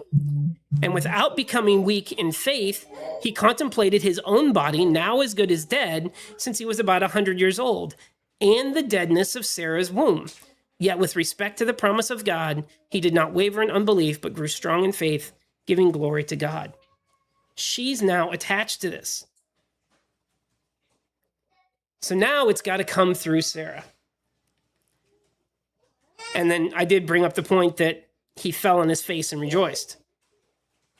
But I also want to point out something. It says in Jubilees 15, it says, in the 5th year, the 4th week of this Jubilee, the 3rd month, in the middle of the month, Abram celebrated the Feast of First Fruits. So it's the feast day. And that's when they came to him and gave him the word. And it says in that word that's given to him, with Isaac whom Sarah shall bear to thee in these days in the next year. And he left off speaking with him, and God went up from Abraham. So we got the 3rd month, in the middle of the month, and it's at first fruits, and he says, in the next year. So now it's by Sarah in the next year. The Father's getting real explicit. Does it mean in the next year, like within, or exactly 1 year from now on the feast? We'll have to look at it. That's first good. So let's go ahead and read about the 3 angels visiting. Lauren, would you like to read for us? God appeared to him near the oak of Mamre while he was sitting at the door of the tent, his tent, during midday. Upon looking up, he saw with his eyes, and he looked. 3 men had stood over him, and upon seeing them, he ran up from the doorway to the tent to meet them and bowed down to the earth. And he said, Lord, if perhaps I have found favor before you, do not pass by your servants. Let water now be taken and wash your feet and rest under the tree, and I will take bread with, and you will eat. And after you eat this, go on your journey, on which account you turn aside to your servants. And he said, do so just as you have said. And Abraham hurried to the tent to Sarah and said to her, hurry and mix 3 measures of the finest wheaten flour and make loaves baked in the ashes. And Abram ran to the cattle and took a tinder and a fair little calf, and he gave it to the servants, and he hurried to prepare it. Thank you, Lauren. I appreciate that. I needed my voice needed a rest. Thank you for that. So this is what happens next. The three angels come and visit. I want to take a sidestep again because I like to, because the whole point is me sharing my study with you without going on too many rabbit trails. We get the three angels showing up, the three men. It says, upon looking up, he saw with his eyes, and look, three men had stood over him. I want to look at this word, stood over him. It's the word stand and above. The words histemi and apano. And histemi means to stand, apano means above, atop, or on. Now, these two words are used together only 4 times in the Septuagint and New Testament. Here's one time, 2 Kings 1, or 2 Samuel 1. And David said to the servant reporting to him, how do you know that they have died, Saul and Jonathan his son? And the servant reporting to him said, by chance I encountered him on Mount Gilboa. And look, Saul was leaning on his spear, and look, the chariots and the horse captains were drawing close to him. And he gazed closely at those behind him. He saw and called to me and said, here I am. And he said to me, who are you? And I said, I am an Amalekite. And he said to me, stand now over me and kill me, because a dreadful darkness has seized me, because all my life is before me. So, what is this stand now over me? Why does it say stand now over me? Because Saul was on the ground. Saul was on the ground. Because he'd already tried to kill himself with a sword, and so yeah, he's like writhing on the ground right now. So is he literally probably standing over him? Yeah. Plus he was a Amalekite. He may have been really big. How about another example? Ezra's B, or Nehemiah 8. And Ezra the scribe stood on a wooden platform, and there stood behind him Matthiah and Shemaiah and Hananiah and Uriah and Hilkiah and Maaseiah.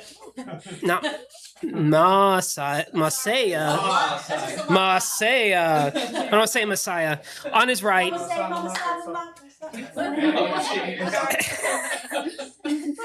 And on his left, Pedaiah and Mishael and Malchijah and Zechariah. I want to point something out. You got Hananiah and Mishael, and I believe Azariah all in there. Hananiah, Mishael, and Azariah are Shadrach, Meshach, and Abednego. Azariah's not in there. Azariah's not in there. Is it Uzziah? That's the other name. Yeah, I guess that timing would make sense. Yeah. So some of them are there. And it happened Helping build the city back again. because he was above the people, and it happened when he opened it, all the people stood. So why does it say he's above the people? He's on a platform. Is he just higher in rank? He's the high priest, so he's above the people? No, he was like physically above them. He was on a platform. It says right there he was on a platform. How about Matthew 2? And he sent them to Bethlehem and said, go and search carefully for the child, and you have found him. Report to me so that I too may come and worship him. Now after hearing the king, they went their way. Behold, the star which they had seen in the east was going before them until it came and stood over the place where the child was. And when they saw the star, they rejoiced exceedingly with great joy. That's definitely above them. That's a star. It's above them. Physically above them. Physically above them, yes. One thing I noticed with the 3 men is that he called them Lord. He did call them Lord, yes. Uh-oh. He knew they were angels. So, let's go back to our text. So he stood over them. Well, it says that he was sitting at the door of his tent. So they stood over him, right? No big deal. Except for that one part in yellow. What does it say? He ran up from the doorway to his tent to meet them. And he bowed down to them. He stood over them. They stood over him. Yet he had to run from his tent to meet them. At the top of a mountain or something. So, could it be that they appeared to him near the oak of Mamre while he was sitting at the door of his tent during midday? Upon looking up, he saw with his eyes, and look, 3 men stood over him. Abram was sitting so they could be above him, but look at the wording. He ran from the doorway. Also says looking. No, Yeah, I have one of those. Looking Yeah. up, I don't think he was. I If love I had a monocle, I'd get it out right now. I love that there are 3 options here, and Yeah. I did not think of any of those. Yeah. Yep. It bothered me that he had to run from the door from his tent to meet him. So All three. Could they be really, really far away? yeah, could they be on a mountain, on a hill, and they're above him? Yeah. Sure. Or they could be elevated. Could they be flying? Yeah. They're angels. Levitating. Yeah. Like the stars over him? How can you run to meet them then? Dad, if they're Or could they be really big? Really if tall. they're up in the sky, how can he run to meet them? Well, because they come down, you I know. hit my knees on any of them, but 2 definitely. It doesn't say they move. No, it doesn't say they moved. You're right. So the flying one, maybe he ran underneath them and bowed down. You see the word apano, so I'm getting the word just owl. It's opposite, or it has multiple different translations. Is that, you pulled it specifically. I pulled it specifically from it, yeah. I guess from the Masoretic. Oh, yeah. Masoretic uses a different word. You can actually go. What are you using? Blue Letter Bible. Yeah, so you can go on there. It has an LXX option, and then you'll see the Greek word there. And you can click on that word, and it'll show you where it comes up. Yeah, so the apano is Greek. No, it's switched from the Hebrew word. I guess, yeah, I was looking at from the Hebrew word, not the Greek word. Yeah. The Hebrew word is just as a generic, has multiple uses of opposite, and it says nearby. So, yeah, it's good to use this more specific words. That's the Greek mindset they usually try to specify it more. Versus the Hebrew, which is more like broad, and you have to like read the context and make your best. So again, I'm not necessarily trying to say a therefore, but something doesn't sit right with me that he was just sitting in his tent and they just walked up. Yeah. Something's wrong with that. Maybe they were For him to recognize them immediately, they had to have some sort of appearance to Right. Right. He called them lords, and so just from looking at them, you can tell these These guys they have authority of some sort. right. And So I should bow myself to them immediately. These aren't just strength. Yeah. You said My Lord. well, yeah, because he was talking to the angel of the Lord. That was in the middle. I assume the middle. I assume it doesn't say he was in the middle. So that's why I think, like, if they're flying, yeah, he knows they're not men.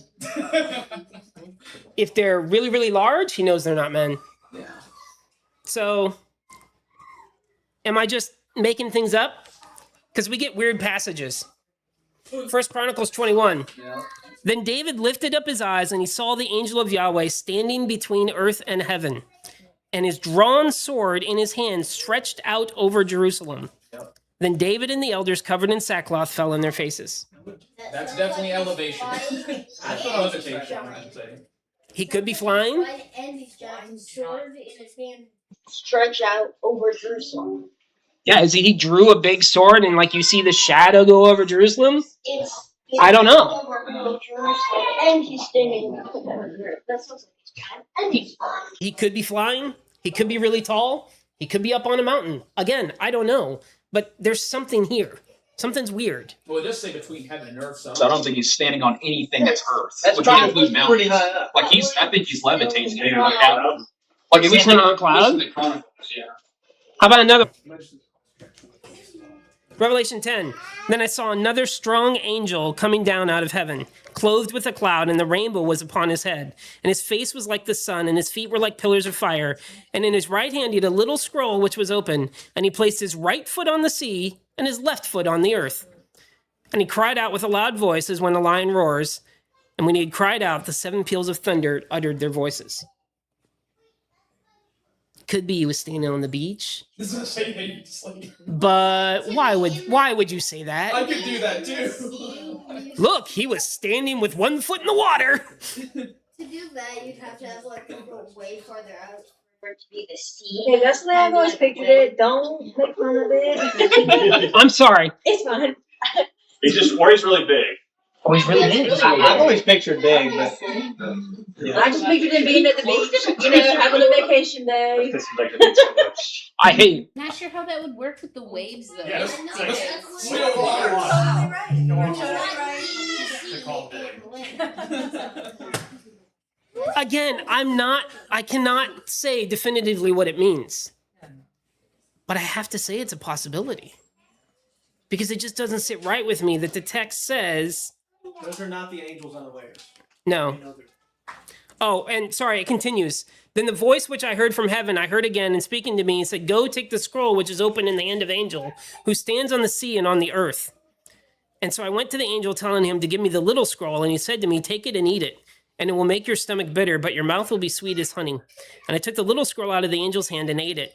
And in my mouth was sweet as honey, and then when I had eaten it, my stomach was made bitter, and they said to me, You must prophesy again about many peoples and the nations and tongues and kings. I thought about this. They call it the little scroll.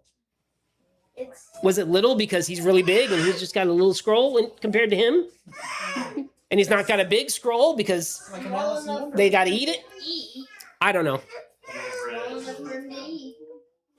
Again, it's just weird. And I want to make sure I call it out and we don't just gloss over it. Because we got to remember what the text says. And we got to look at what the text says. And if it says this thing happens, then we got to figure out how that, and we don't have to figure it out, but we got to at least know that this thing happens. So they're up on a mountain, they were flying, they were really, really large. I don't know. Well, there's also one Revelation where it says an angel standing on the sun. I didn't get that one. But yeah. Well, if I remember that. When you think about that point, do you think that they were just large and the fallen angels were kind of small? How they get that big? Because I would think they're I big don't. because their dads were big. Yeah, true. They had something to copy. I don't, yeah. Personally, I believe the angels were really big. I personally do. I believe they can also change So they have shape. to transform shape. So Yeah. Yes. They could be really big. If they're staying in their true form. Also, I don't know much about this, but obviously there's different classes of angels, and Mhm. some looked more like man, Yeah. and some looked like other sort of creatures. So Yeah, there's different races of What angels had wings in heaven. is- Like some of them. Right, because you got the cherubim with the 6 wings and stuff like that, and you've I got assume they're not all named. Yeah, but you have ones that look like serpents. The seraphim, that's the word for serpent. And then cherubim have 4 faces. One is like a man. Yep. And you have the opening, which are just wheels with eyes. Yeah. Well, those could be. Yeah, or Maybe. something. All right, we got to keep going. Yeah. All right, so let's get back to the text from the sidestep. So then he says, he took butter and milk and the little calf, and he prepared and set it before them, and they ate. And he himself stood beside them under the tree, and he said to him, Where is Sarah, your wife? But he, replying, said, Look, she is in the tent. He said, When I return, I will come to you at the same time next year, and Sarah, your wife, will have a son. Sarah heard this at the door of the tent behind him. Abraham and Sarah were old, advanced in days. Menstruation had ceased for Sarah. Sarah laughed to herself, saying, Well, it has not yet happened to me up till now, and my Lord is an old man. And Yahweh said to Abraham, Is it that Sarah laughed in herself, saying, Then indeed, truly I will give you birth? I have grown old? Is the word impossible with God? I will return to you at this season for the time, and Sarah will have a son. Sarah denied it, saying, I did not laugh, for she was afraid. And he said, No, but you did laugh. So what's Sarah's reaction here? Whether it's a good laugh or a bad laugh, if you had true, genuine faith, you wouldn't have laughed either way. It wouldn't have surprised you, nor would you have scoffed. True. You would have just accepted it. So, But notice she's scared. She's scared that she laughed. She denies it. Yeah. Why would she be afraid that she laughed? He doesn't want to die. Why would she die? Didn't believe. She didn't think God was powerful enough to. John's dad wouldn't leave till he was born. She didn't believe. Yeah? I think it's kind of a humility thing. Like, did that really be happening to me? Sort of like, did she laugh because the idea excited her? Maybe. I mean, think about you think children are past. She didn't have any, and she's old. She's just accepted that that's gone now. And the father's showing, oh, I can still do that. What do you mean? Like reigniting hope again. If that makes sense. Could it be she's worried about blasphemy? A word was spoken from Yahweh's agent, and she said, No, this isn't going to happen. Reflection. Could be. How long song of this is after the one that Said she would have a son in a year. This is the same passage. This is that passage. And Abraham fell in. Remember, we saw that Abraham laughed as well. So let's go to the Jubilees text. It says, his was laugh of joy, according to Jubilees. And on the new moon of the 4th month, we appeared to Abraham at the oak of Mamre, and we talked with him, and we announced to him that a son would be given by Sarah his wife. And Sarah laughed, and for she heard that he had spoken these words with Abraham, and we admonished her, and she became afraid, and denied that she had laughed on account of the words. And we told her the name of her son, as his name is ordained and written in the heavenly tablets, that is, Isaac. And that when we returned to her at a set time, she would have conceived a son. And in this month, the Lord executed his judgments on Sodom and Gomorrah and Zeboim and all the region of Jordan, and he burned them all with fire and brimstone and destroyed them all unto this day, even as I have declared unto all these their works that are wicked. So 1 month later, oh, no?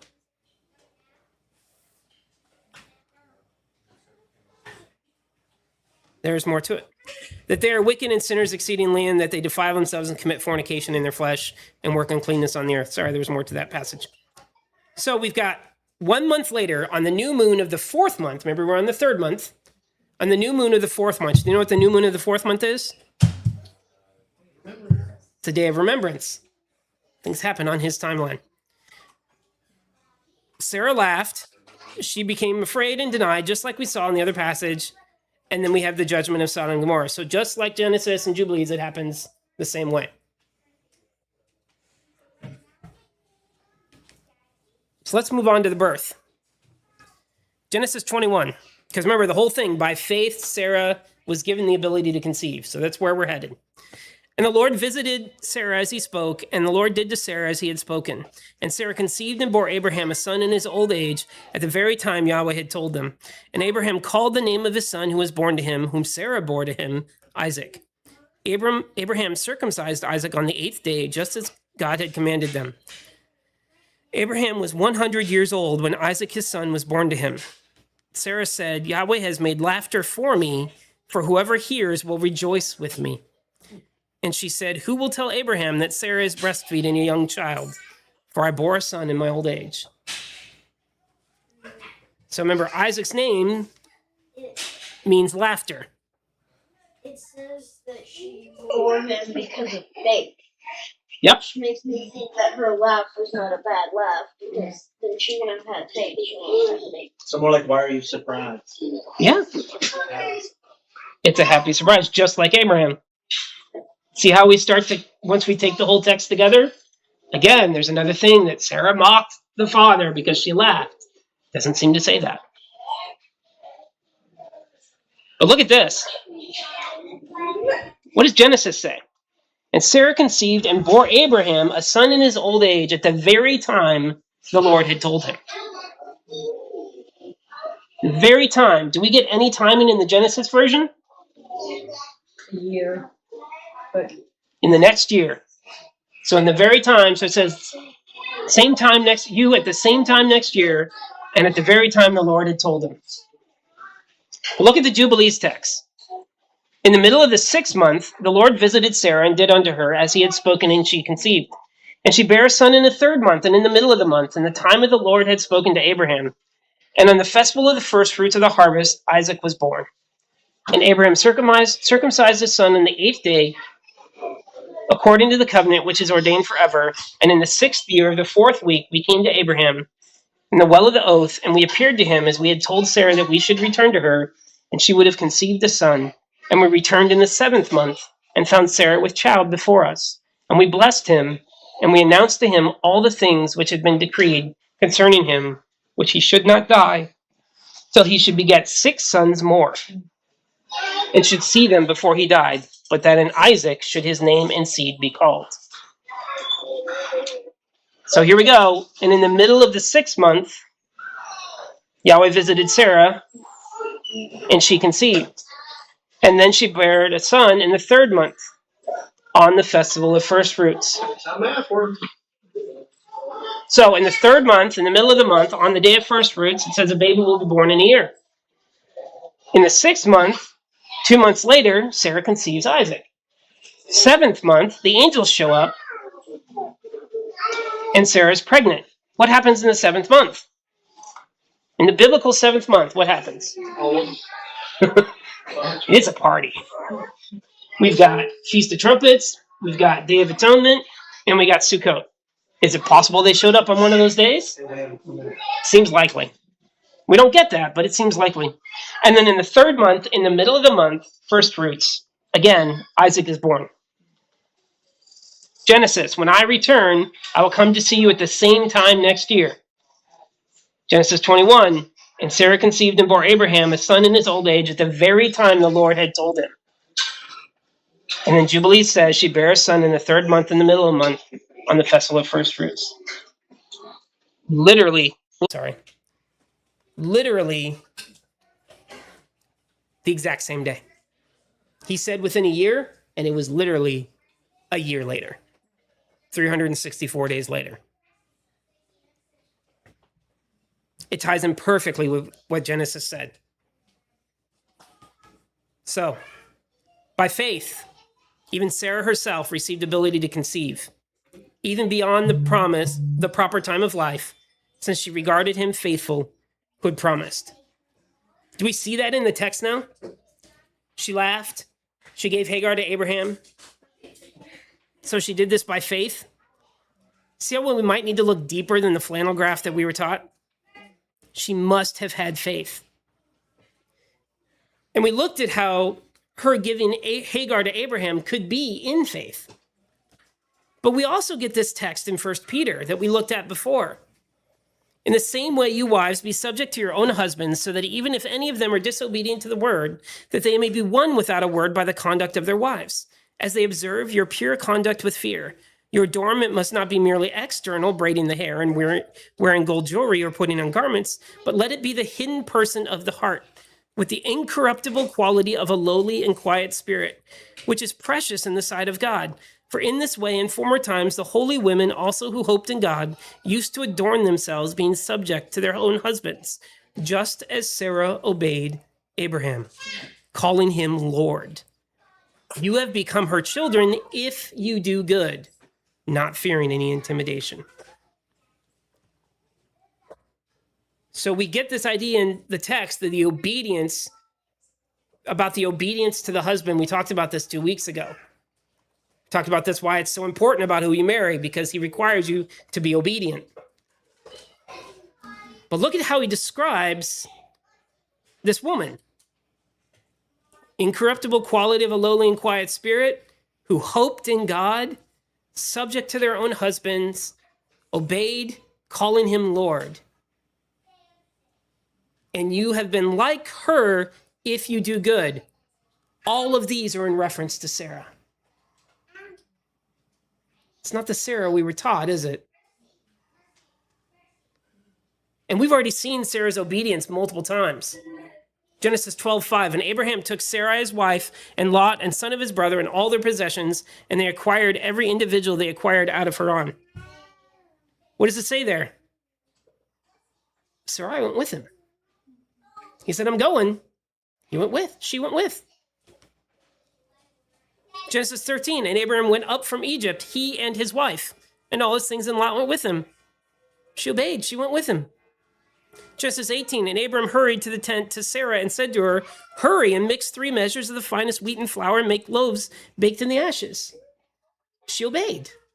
And she probably didn't see the giant angel man Giant angel man. outside, and she was using her best lead, even if she didn't know why. Yeah, she just obeyed. You're right. It doesn't say that he explained, hey, we got angels. She may have known.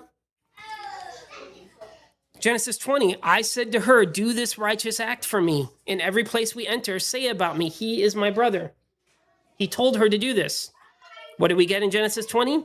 Didn't he himself tell me she is my sister? And she herself told me he is my brother. She obeyed. Genesis 12:13, say then, I am his sister, so that it will be well with me because of you, and my soul will live on your account. She obeyed.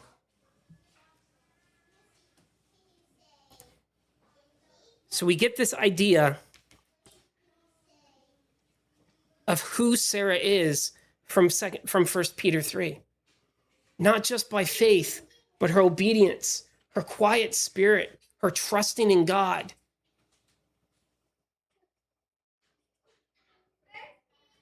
So if you will permit me, I want to continue our study of Sarah for one more piece with all of this in mind. Because like I said before, I want to share my study with you, and this is where it took it.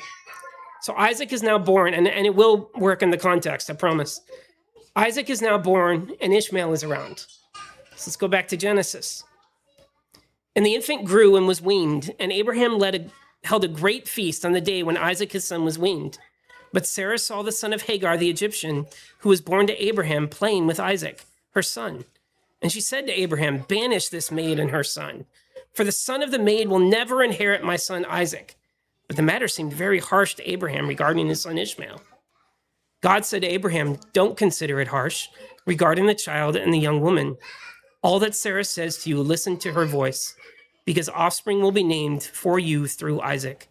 And as for the son of this maiden, I will make him into a great nation because he is your offspring."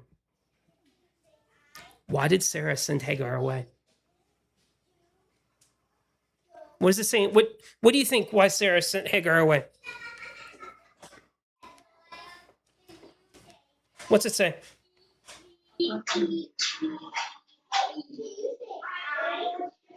For inheritance? For inheritance? What does the text say? What happened that she sent Hagar away? Her son of will never inherit with my son Isaac. Hagar was playing with Isaac. That's what it says. That sounds terrible. This is the son of Hagar. Playing with Isaac. Oh, Ishmael was playing with Isaac. Yes, sorry. Doesn't the translation space? Especially on the Masoretic say that he was mocking Isaac. Could be. Like I haven't. Playing can be jesting. It can be, yeah. It can be. So I usually remember that from. She might have saw him picking on him because he's the oldest. That would have naturally happened anyway. I think, doesn't Paul reference this and he says he was mocking? I can't remember. I don't. It's been a minute. Apologize. I didn't get to that text. If it is, so they were together, and what does she say? Sarah says, "Well, Hagar won't have her son. She's not going to get my son," and she gets jealous. And again, in our modern mindset, we go, "Wow, that's a good reason not to have two wives, because look at what happened." She gets jealous. But notice Abraham heard his helper's suggestion. Remember, we talked about this 2 weeks ago. He heard his helper's suggestion, and this time he didn't think it was wise. He thought it was harsh. Like, I don't know about that. You need to settle down a little bit, maybe. But look at what the father says.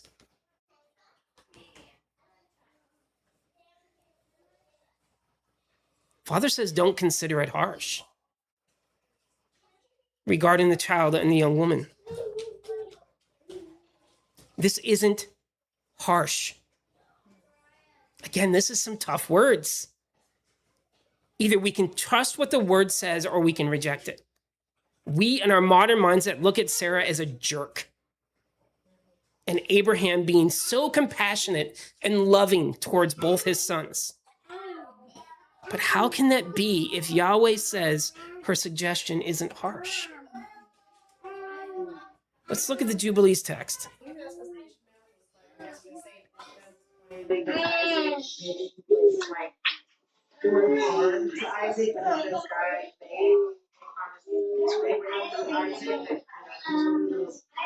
Could be. Could be. Or if Ishmael became good friends with Isaac, he would want to share the inheritance with Ishmael. Could be. Yeah. Let's keep looking at the text. In Jubilees, it says a similar thing. And in the first year, in the 5th week, Isaac was weaned in this Jubilee, and Abraham made a great banquet in the 3rd month on the day his son Isaac was weaned. And Ishmael, the son of Hagar, the Egyptian, was before the face of Abraham, his father, in his place. And Abraham rejoiced and blessed God because he had seen his sons and had not died childless. And he remembered the words which he had spoken to him on the day in which Lot had parted from him, and rejoiced because Yahweh had given him seed upon the earth and to inherit the earth. And he blessed all the mouth, the creator of all things, blessed with his mouth, the creator of all things. And Sarah saw Ishmael playing and dancing, and Abraham rejoicing with great joy. And she became jealous of Ishmael and said to Abraham, cast out this bondwoman and her son, for the son of this bondwoman will not be heir with my son Isaac. And the thing was grievous in Abraham's sight, because of the maidservant and because of his son, that he should drive them from him. And God said to Abraham, let it not be grievous in thy sight, because of the child and because of the bondwoman, and all that Sarah hath said unto thee, hearken to her words and do them. For in Isaac shall the name and seed be called. But as for the son of this bondwoman, I will make him a great nation, because he is of thy seed. And Abraham rose up in the morning and took bread and a bottle of water, and he placed them on the shoulders of Hagar and the child and sent her away. Now, I want to start with something real quick before we dive into this. The flannel graph and our teaching, modern teaching, tells us Ishmael's a little kid, 12, 13-ish. Ishmael's 24. The version that says the babe. The babe? I don't know. As if she puts a baby next to a tree and goes to Yeah. You know what I'm talking about? Yeah, it really changes the whole when they go into the wilderness and the father has to save him, because he's not some little, it's not like she's putting her infant under a child and like, well, he can die there. She's actually putting her adult son under the shade tree. It's crazy when we look at this. He was 24, and we don't go over it, but there's the math for you. So he's 24. This one reads as Sarah being really jealous. No, thank you. Okay. You hit that one. I'm ready. I'm gonna hit this one first. Nope. Hold on. There we go. It says that she was really jealous. But again, is this bitter jealousy? One, it's not a child. It's not like she's sending the 3-year-old out into the wilderness. And we also have the promise from the Father that he's going to be a great nation. Remember that trusting in faith? She knows he'll be all right. The Genesis text to me really seemed to point to a reason for the jealousy. Is Ishmael 24 and Abraham or Isaac just now weaned? Yes. That's why it's weird they're playing. Well, they're still brothers. Still a massive gap. It is a big gap. Like, obviously, firstborn always wants the inheritance. Right. No matter the dynamic, the child's not going to get it. In our text, who is Hagar focused on? My question is, wasn't Abraham 86 when he had Ishmael? That's what it says. And then he was 100 and he had Allen. Yeah, so numbers 12. It could have been 12. What? Oh, you saying 100 could have been Generic, just it could have been a generic number 100? Oh, I was about. Oh, okay. that's the difference. I guess you're saying. Whether it's Hebrew or Greek, I guess Hebrew kind of more general.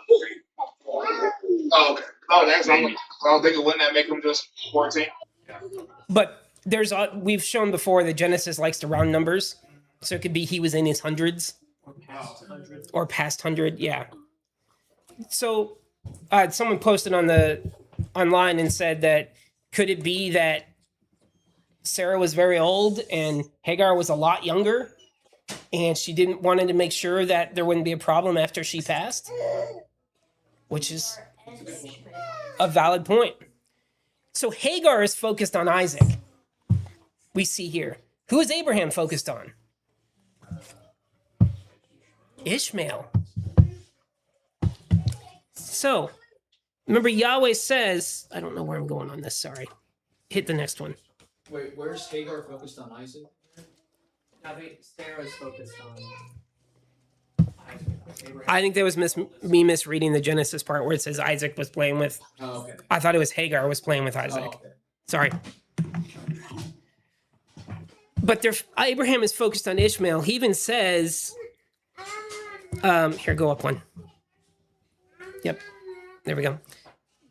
He rejoiced because the Lord had given him seed upon the earth, and with all his mouth he blessed the creator of all things. He rejoiced for both of them. All right, I need this because I can't think of what I'm doing. I'm sorry. I'm losing my place here.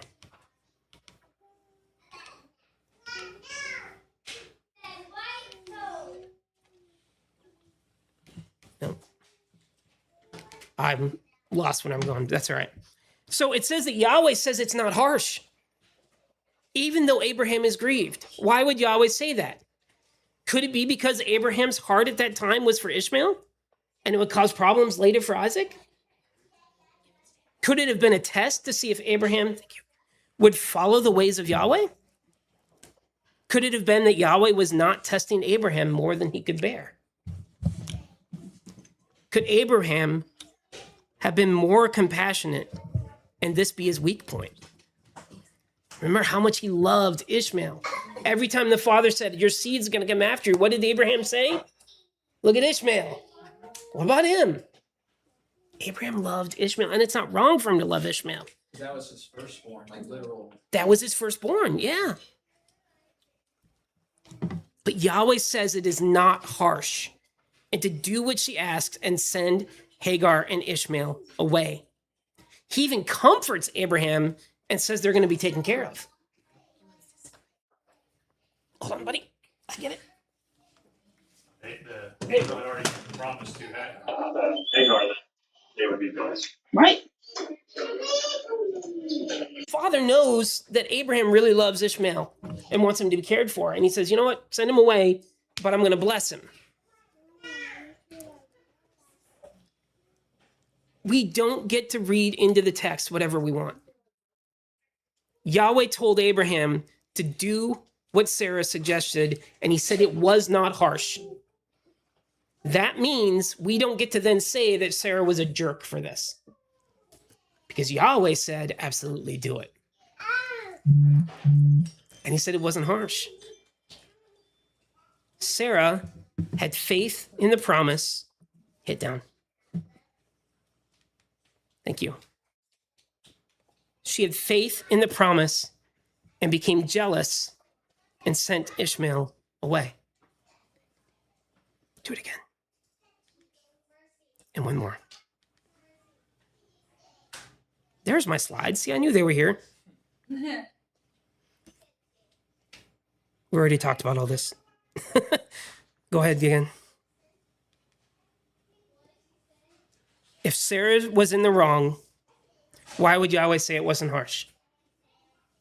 If Sarah's jealousy was sinful, why would Yahweh say it wasn't harsh? Why would he tell Abraham to do what she asks? I think the text is telling us Sarah became righteously jealous and sent Hagar and Ishmael away because she had faith in the promise that Yahweh gave. Thank you. By faith, even Sarah herself received ability to conceive, even beyond the proper time of life, since she regarded him faithful who had promised. Therefore, they were born even of one man, and him as good as dead as that, as many as the stars in heaven, in the number and innumerable as the sands on the seashore. This is why I brought up, stay here. This is why I brought up that extra part after he was born. Because of the therefore. Hit it. But she didn't just have one. But therefore, it took Abraham and Sarah.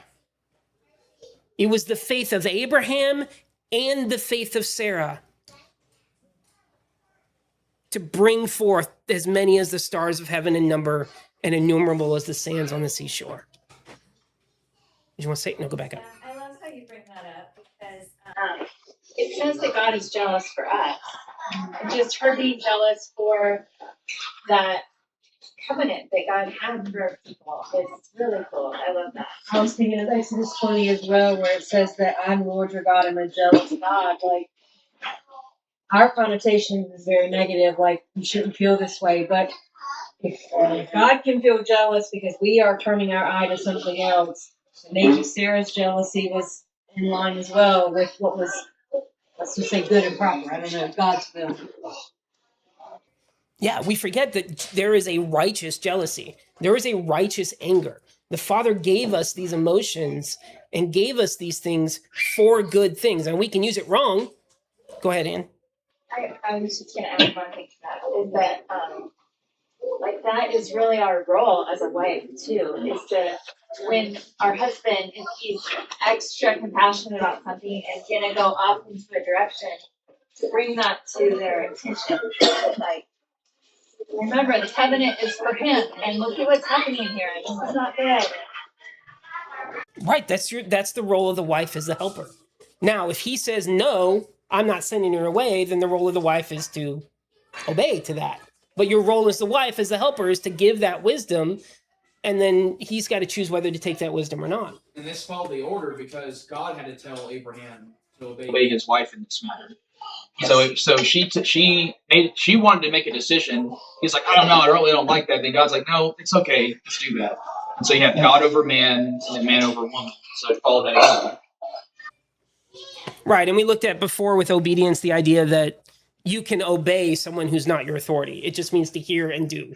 So I can hear something from someone and go, yeah, that's a really wise decision, and I'm going to do it. I am technically obeying them. I'm just not obeying them under authority. It can be translated as parking. Right. Basically. Right. So I can obey my wife without obeying her as an authority. That's what the word means. I can hear what she says, and she says, hey, I think you should do this. And I go, yeah, I'm going to do that. But it took both. It took both Abraham and Sarah, the faith of both, to bring about the covenant. And that's why we have this in the example, I think. So go to the next one. If we get rid of our modern mindset and we look at what the text says, this is what I have found in my study. Going on the next one. Sarah wasn't such a bad example of faith after all. In fact, she was a great example of faith. She trusted so much that she acted on it. She gave Hagar to Abraham, which I am convinced now was done in faith. Not in stupidity, not in fear. She was obedient to Yahweh's word by being obedient to Abraham and calling him Lord. She acted to have a child at their old age. That takes an action. She acted to fulfill the promise that Yahweh said by sending out Hagar and Ishmael.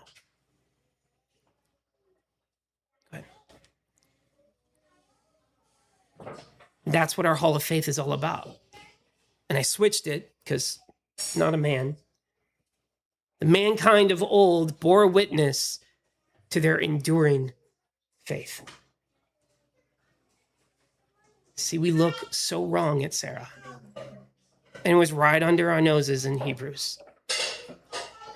She is an example of that enduring faith that never shrank back. And that's why she belongs in the Hall of Faith. That's why she's that example. Any last thoughts?